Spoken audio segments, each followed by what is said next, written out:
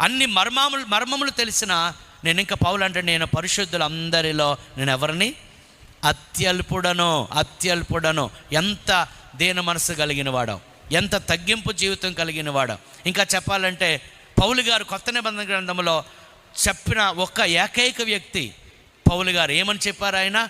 నేను క్రీస్తును పోలి నడుచుకున్న ప్రకారము మీరు నన్ను పోలి నడుచుకోండి.